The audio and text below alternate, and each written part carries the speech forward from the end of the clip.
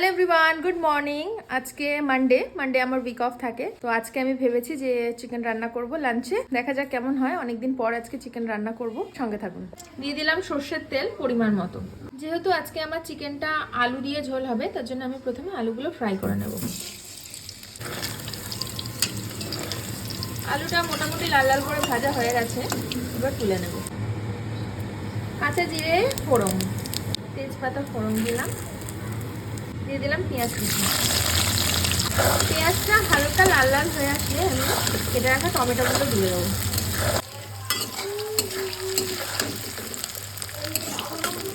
এবার আমি এর মধ্যে দিয়ে দেবো টমাটার। টমাটার এবারে মজাদার। আমি বরাবরই টমেটো দেওয়ার পর একটুখানি চিনি দিই। একটুখানি চিনি দিলে না টমেটোর কালারটা সুন্দর আসে, ওর জন্য।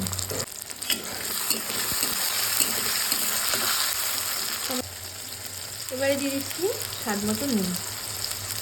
এবার এই টমেটো আর পেঁয়াজের মধ্যে চলে যাচ্ছে আমার ফেভারিট রসুন, গোটা রসুন। এবার দিয়ে দিচ্ছি আদা রসুন বাটা।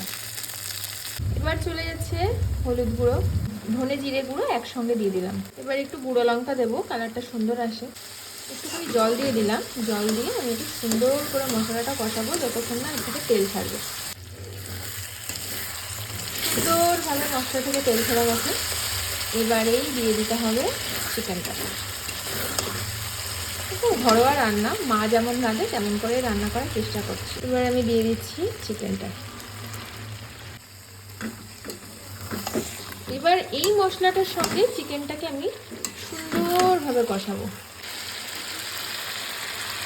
চিকেন থেকে কিছুটা জল বেরিয়েছে আর কিছুটা তেলও বেরোচ্ছে, কষানো চলছে।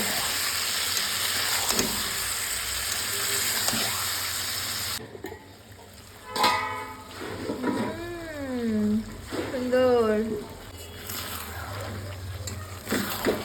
চিকেনটা কেমন হচ্ছে বলুন? দারুণ না? একদম ঘরোয়া চিকেন, খুব সুন্দর হচ্ছে। আপাতত তো সুন্দর হচ্ছে, দেখা যাক লাস্ট অব্দি কতটা কি হয়।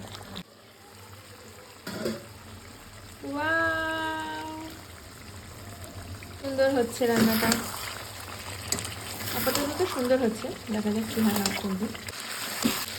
এবার দিয়ে দিই ভেজে রাখা আলুগুলো। আলুর সঙ্গে একবার ভালো করে কষিয়ে তারপরে উষ্ণ গরম জল দিয়ে দেবো।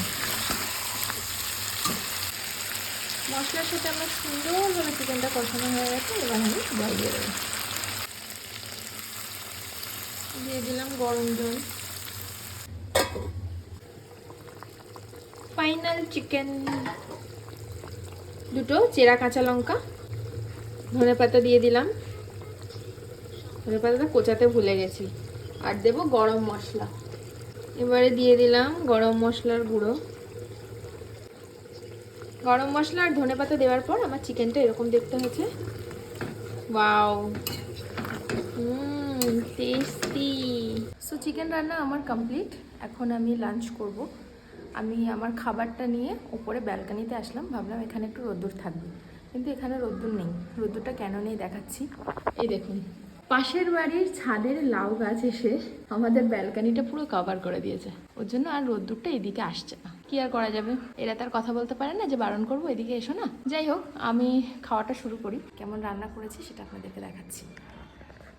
এই যে আমার চিকেন কষা নয়, আলুর ঝোল। আর এই যে আমি এক বাটি ভাত নিয়েছি। দেখাই একটু কেমন রান্না করেছি। আলু, লেগ পিস চিকেনের, একটা গোটা রসুন, এটা আমার ফেভারিট, আর একটু ঝোল। খাওয়াটা শুরু করা যাক। প্রথমে একটুখানি আলু ভেঙে নিলাম, তারপর একটু চিকেন, তারপর ভাঙবো রসুনটা। রসুনটা আমার ফেভারিট।